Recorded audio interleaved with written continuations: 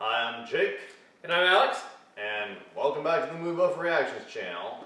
Today we're going to be reacting to someone who I haven't done a video on in a while, and I said I'd be interested in doing him again if I could get a good co-host. Oh. So today we're going to be reacting to an episode of Brandon's Cult Movie Reviews, show hosted by Brandon Tenold, I think that's how you pronounce it.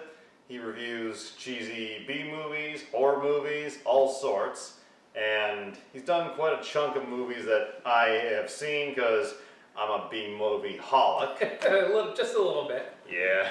And I thought the perfect review of his for us to react to is from a movie that we actually reviewed. One of our favorites, yeah. Yeah. Over on my main review show on my main channel, the James C. Reviews. This is Brandon's review of Deathsport from 1978, the post-apocalyptic motorcycle movie starring David fucking Carradine.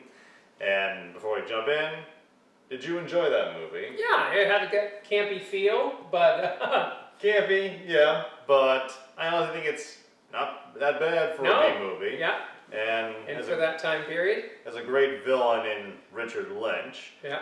And without further ado, let's see what he thinks of it. Let's just jump into it. Well, everybody, it's the holiday season, a time of peace on earth and goodwill towards men. So naturally, it's time for me to review something Christmas related. What says Christmas more than B-movie kingpin Roger Corman? Yeah! You know, because Christmas is all about giving, and he's given us a lot of movies. Yeah. Like how Christmas colors are green and red, and he knows how to save money and puts lots of blood in his movies. That's kind of Christmassy, right? Doesn't this image make you think about Christmas? All right, makes me think about it. Christmas. But the movie I'm going to talk about has David Carradine in it, and he was in the 1947 version of A Christmas Again, Carol. a stretch. Huh? Yeah. Huh? All right, look, I'm reviewing Deathsport. It's got nothing to do with Christmas. It was either this or another Gamma movie, okay? Deal with it.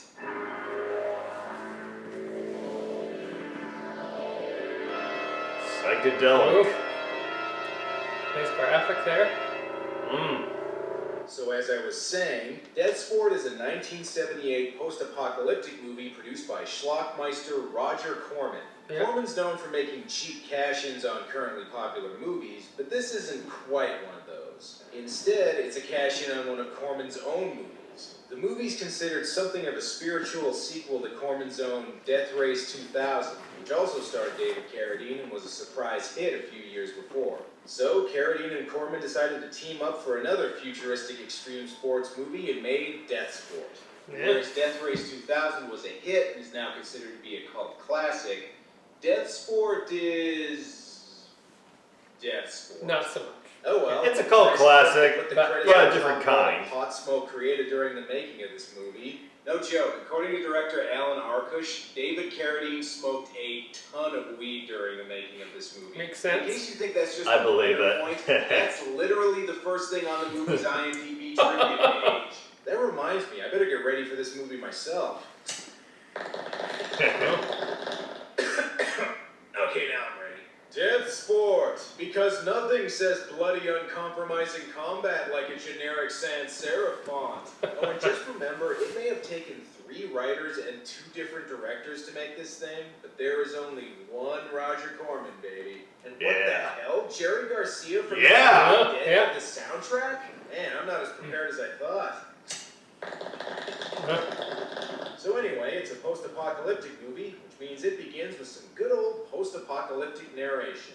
After the great neutron wars, the world consists of desert wastes and isolated city-states.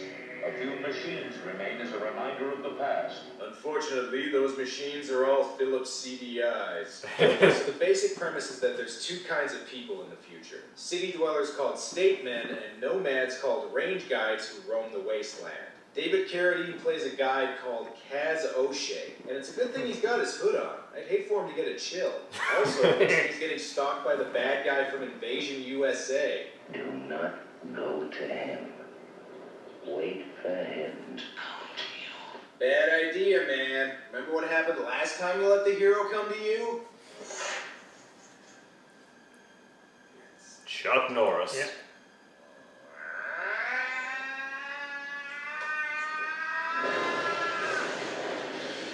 I appreciate that this movie's trying to get straight to the action, although I think I could have done without the taint cam. Oh, Anyway, get the bad over guy's it. flawless plan to let He's a Cass good-looking man. fails when they all forget how their guns work and just let him stab them.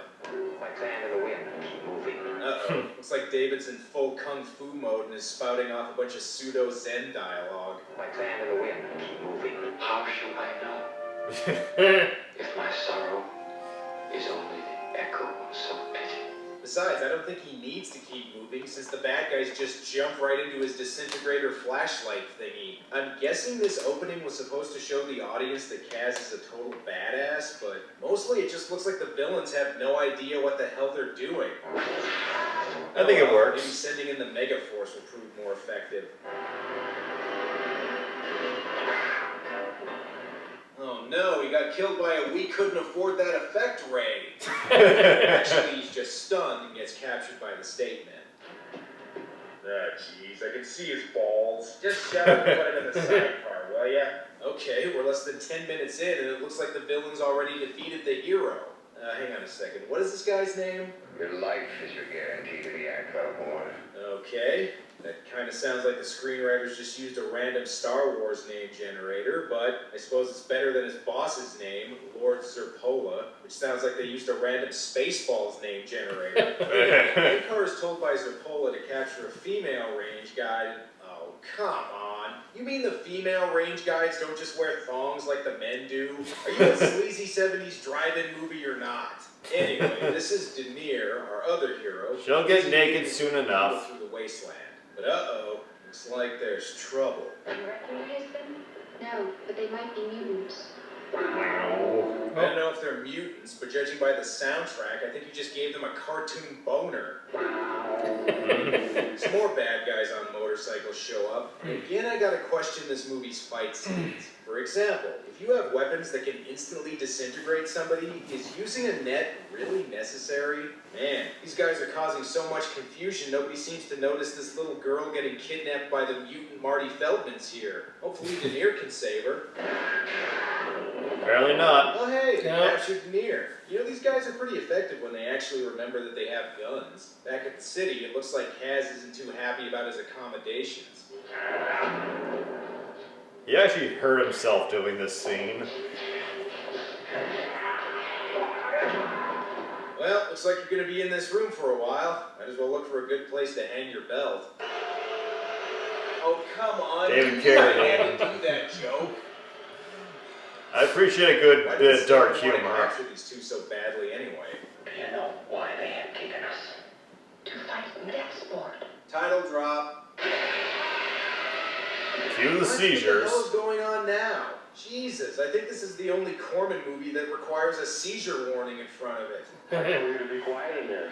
You better learn to listen to me unless you're enjoying this. Hey, just because you're punishing them doesn't mean you have to punish the audience's eyeballs, too. Anyway, a doctor gets put into the same cell as Kaz, mainly so he can give an exposition dump. Okay, let's see if I can get the plot straight here. Zerpola's dying of a brain disease, which is also making him crazy, and he wants to go to war with another city called Triton to get their fuel, and the reason he wants the guides to fight in Deathsport is to show that his new motorcycle thingies are better than the guides, but the doctor's son is going to try and help them escape and go to Triton, or something? You know, we're less than 20 minutes in, and so far this movie's got an entire Star Wars prequel's worth of half-baked plot lines. Oh well, at least Carradine seems to be enjoying his red light sauna. Do you know what the Deathsport is? Well, judging by the amount of plot lines you got going on, I know it's something you're probably not going to show very much of. But hey, who has time for Deathsport when there's more pseudo-mystical platitudes to throw around? Everything is within the self. Nothing is outside. Take away my body and my soul will still be mine. Yeah, strike me down and I shall become more powerful than you can possibly imagine. We know. Eventually the doc's son helps them break out disguised as one of the guards, and they really should have caught on that he wasn't one of them since he actually remembers that he has a gun.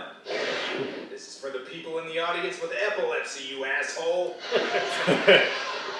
I'll have to put a warning on this video. Guards have put a field up on the outer door. Oh man, not a field. That's one of the scienciest science thingies you can put around a door. Guys, don't hotbox the set yet. We have a movie to finish. Well, we're not even a third of the way in, and so far the hero's managed to get himself captured twice. But hey, at least Cass seriously knows how to rock a nut hugger. Oh, look, green and red decorations. See, this movie really is festive. Seriously though, what the hell just happened to the film quality? Did somebody splice in a snuff film or something? Okay, the real reason is the DVD was sourced from a TV edit of the movie, whereas all the R-rated scenes came from a much more inferior source. The way I figure it though, if you're gonna put in gratuitous nudity and gore, it might as well feel like you're watching a beat-up drive-in copy of the movie. It's more authentic that way. What the hell is De Niro in though? Some kind of metallic torture car wash? It shocks her whenever she touches it. And she's naked because Whatever, the writers are perverted. Anyway, it doesn't have to make sense. I also think it's funny that this sequence was considered inappropriate for television, but apparently Carradine's nut shot from earlier was fine. The torture I don't hasn't think been matter, though, you since can the even guys notice can it. apparently heal each other almost instantly. Winning Deathsport should be a breeze. That is, if the guards don't just try and kill them again. Okay, I have no idea what the hell's going on here, but again, it's just an excuse for more nudity, so I doubt the director knew either. And are we ever gonna get to the Deathsport part of this movie called Deathsport? Look, Tsar. What's this for? Deathsport. Okay, so the helmet fits. Now do you have a cup he can put under his loincloth? Oh, looks like we got a good crowd for Deathsport. That matte painting looks packed. And Lord Zerpola even wore his best silk bathrobe for the occasion. Something's not quite right, though. To demonstrate to you a secret weapon that will make our conquest of Triton inevitable. The death machine. Oh shit, I think you just saw Jaws. It's a good now, trippy if you're wondering shot. how exactly Deathsport is played, keep wondering because they don't say. Near as I can tell, you just ride around doing motorcycle stunts until one guy randomly decides to kill the other. You're about to see the Deathsport make history. Well, it won't be making history at the box office, that's for sure. Kaz and De Niro enter the arena, and I'm still unclear as to what, if any, rules Deathsport's supposed to have. Is the goal simply to kill the other team? Because if it is, the bad guys might want to actually start shooting the guys with their laser dirt bikes instead of driving within sword slicing range like a bunch of fucking idiots. Oh well, maybe the goal of Deathsport is to be more of a stunt show. Good explosions. Can't praise them enough. He's okay, ladies and gentlemen. Send out more death machines. I don't think that's going to do any good. At this point, I think the bad guys are just killing themselves.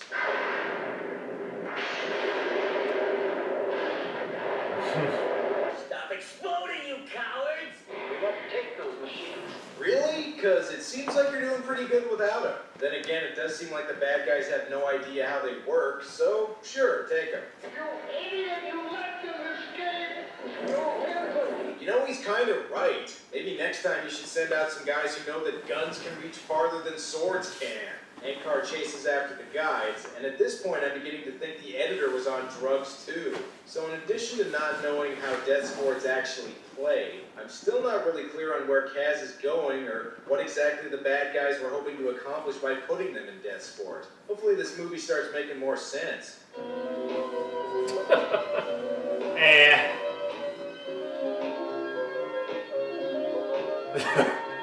He looks so disinterested. That scene was brought to you by nudity. Because when you have tits, who needs logic? And why does Zerpola keep punishing women for dancing naked in front of him? Even the gratuitous nudity in this movie is confusing.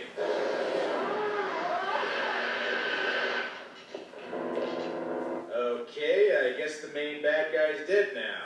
Kinda makes that brain tumor plot line from earlier. Killed by his own seamless. tip Also, this session. is another one of the R-rated scenes. So if you saw this movie on TV, Lord Zerpola just disappears halfway through for no apparent reason. Well, Zerpola may be dead, but that's not going to stop Ankar from going after Kaz. But I will show them that no man escapes my justice. Why risk a life for that? Let's go back. Any more suggestions? Yeah, some clearly defined rules for Deathsport would be nice. Just saying. And I'd be careful about killing your own men. Considering how incompetent they are, I think you're going to need as many as you can get. Maybe this wasn't such string it's tied Anyway, to. our heroes get away, mainly because the bad guys have no peripheral vision, and they decide to spend the night in an old factory. They better not stay up too late, though. This place opens at 6 a.m., and I'm pretty sure they don't have a permit to film here. But hey, I guess there's time for a little fun. I want you, Candace. Yeah, I can tell by your enthusiastic tone. Oh, baby, I want you so bad, Kaz. Don't stop. You're the king. I'm totally gonna come. Ah. Our heroes head out the next morning, but the villains are already ahead of them and can see them coming. They're heading in straight toward the pass. Okay, they've got the element of surprise, which means this is a perfect opportunity to ambush them and... Okay, so do the bad guys have any idea how their weapons work, or... I should give them a little credit, though. They do manage to get at least one of our heroes, even if it barely registers with any of them. Ah, that was emotional, I guess. Yeah, that was a bit underwhelming. It's all your fault! You know, I do have to give Ankar credit. He may not be very good at catching the good guys, but so far he seems to be the only person with any emotions in this movie. Jesus, they're still on their motorcycles? God, people complain that Blair Witch gave them motion sickness. This is like if Roger Corman movies had their own Universal Studios rides. Oh well, at least I know his haunted house would have some nudity in it. So are they on their way to Triton yet? We will guide you all the way to Triton after we have found the child. What? Wait, you mean that little girl that was kidnapped at the beginning? Is that still a thing? You know what? Fuck it. They've already got half a dozen other half-baked plot lines. What's one more? Anyway, Denier figures out where the little girl is through the... Psychic link. Yeah. The mutants! The mutants have her! Of course! Those things that kidnapped her at the beginning are the ones that kidnapped her. Wait a second, that cave looks kind of familiar. They better not find the robot monster in there. Do not use your blaster until we are on our way out. The noise could bring a swarm of them at once. Plus, we can save a ton on special effects that way. They get one of the mutants to lead them to the little girl, and I can't Bug believe I'm eyes. saying this, but the eyeball makeup on the mutants is actually making me long for the stunning effects of a Gamera movie. It's a good thing Kaz here is a master of stealth.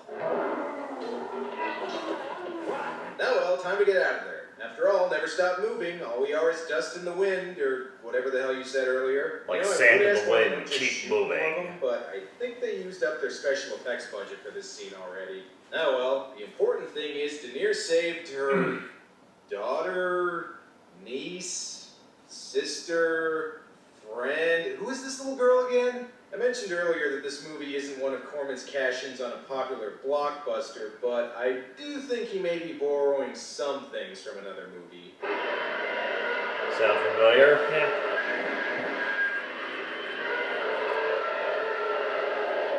Hey, Star Wars, that's timely. That's why I picked this movie. That was totally intentional what I did there. I think I This also came out figured around the why time these The things Force are called Awakens death did. Oh, yeah. It's because they explode at the slightest touch.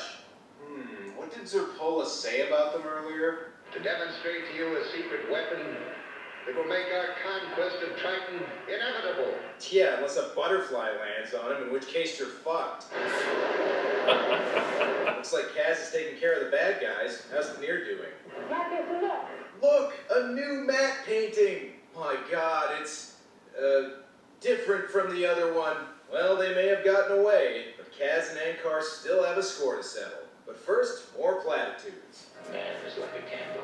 Yeah, the world is a vampire. Just get on with it, will ya? Now we will have our duel. About time. We've been building to this fight the whole movie. So, let's get to it.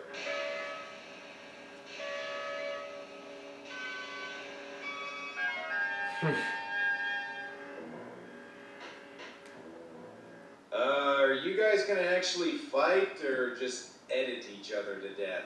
I gotta give Kaz and Ankar credit. It takes skill to cause that much damage with a plastic sword.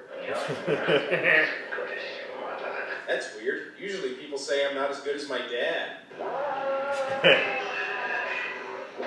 Oh, yeah. Decapitation.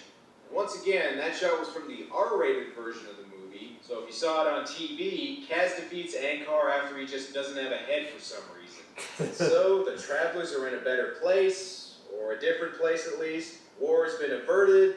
I think. And the Deathsport is no more.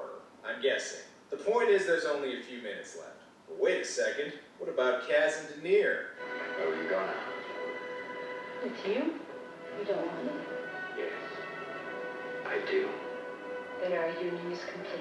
Hang on, you still gotta register with the county clerk if you want the tax benefits. Deathsport was originally supposed to be followed up by a sequel called Death World, but this was cancelled after the movie underperformed at the box office. It also had A rarity for Corman. Original director Henry Suso getting fired partway through and replaced by Alan Arkish. Arkish would later go on to call Deathsport his greatest embarrassment. But then again, he also directed Caddyshack. Yeah, that's so questionable. That's kind of debatable. But does this movie really deserve such a bad reputation? Well, kinda. The way I see it, there's two major problems with this movie. The first is it doesn't have a sense of humor. A big reason Death Race 2000 is considered a cult classic is because it's a satire that plays its absurd premise for laughs. But this movie takes itself way too seriously. The second is it tries to do a lot more than its tiny budget can handle. If the movie had just been about futuristic gladiatorial combat, it might have been pretty fun. But instead we get a bunch of unnecessary plot lines and half-thought-out backstory that just distracts from what should be some trashy drive-in movie entertainment. This isn't the most infuriating movie I've done for this show, but when it comes to low-budget post-apocalyptic movies, there's a lot better out there. Well, that's all for now. Until next time.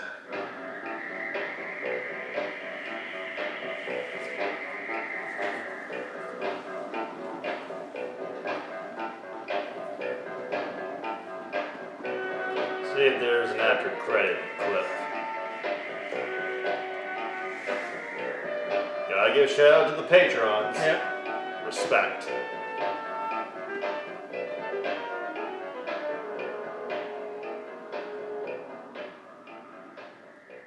Oh, he was on Channel Awesome.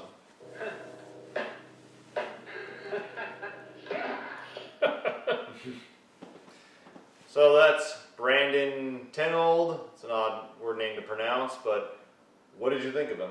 I thought it was a fair commentary on the movie. I remembered a lot of the high points and low points. I thought he acknowledged the areas where the movie did well. So, and you didn't completely trash the film, which I appreciated. I agree, it is a movie that can be poked at and made fun of. I'm in the minority of the camp that I think it's actually pretty good. But yeah, he was fair. Clearly we have different views, but I enjoy Brandon. He's not overly emotional, but he's not a complete block of wood either. Sure. I mean, it's a little more low budget than some of the other reviewers, just the Classic casting, review. but it was good. Yep. Yeah, and he's very easy to get into. Can be pretty relaxing. Yep. My favorite jokes, I think, are the parts where he talks about, now this movie should really come with a seizure warning. I don't think the nut shot was as big a deal as he made it out to be. He went over that one quite a bit. But I love the part where he's like, nudity, when you have tits, who needs logic? Which is a fair criticism of the movie. Yeah. Well, to be fair, breasts are the cheapest moneymaker in show business. I guess so. And yeah, it was cool. I'm not going to say too much because we already did review the movie, but it's fun going through it again. And with David Carradine being at his shaggiest, it's part of the reason why I let my hair down for this video. Although, again, the villain steals the movie, I think, with superior acting there. Yeah, Richard Lynch, gone too soon. He was a great villain actor. I will give props to Brandon for making that dark joke about the belt. Yeah, yeah. Ooh. You know what that's about? Yeah, yeah. Yeah, if you think jerking off while hanging from a belt is a good idea, don't do it. You could end up like David Carradine. Yeah, probably not what to do on a Saturday night. Either way, glad I got to introduce you to him. No, it was good to rewatch Pieces of Blood, Deathsport. In the future, maybe I can show you more of his shit. Yeah.